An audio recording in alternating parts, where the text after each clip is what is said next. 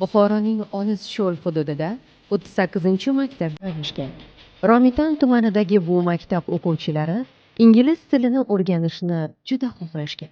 Shu kunlarning birida bu maktabga Billura ismli o'qituvchi keladi. Maktabga kelganimni birinchi kunidan meni jamoa ham, bolalar ham iliq kutib olishgan, quchoq ochib kutib olishgan.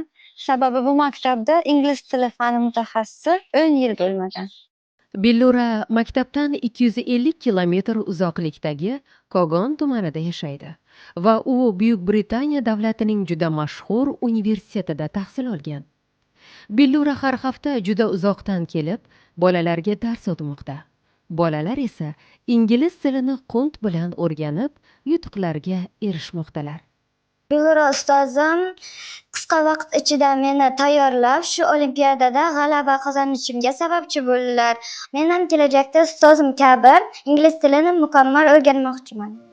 Billuraning o'zi ham ustozlariga havas qilib, o'qituvchilik kasbini tanlagan va uning o'quvchilari orasida ham Billuraga havas qiladiganlari ko'p. Men bu maktabga dars berib shuni tushundimki, sharoitlar yoki bino hech ham ahamiyatga ega emas ekan. Bolalarning o'zida intilish va xohish bo'lsa, shuni o'zi yetarli ekan. Billura shahardagi katta lavozimlarni emas, oddiy qishloq bolalarini tanladi.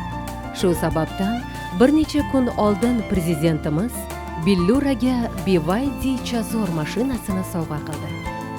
Aslida siz tahsil olayotgan maktabdagi o'qituvchilar ham qahramon. Ular ham yutuqlarga erishishingiz uchun sizlarga bilim bermoqda. Shunday ekan, yaxshi o'qituvchilarning yaxshi o'quvchisi bo'ling.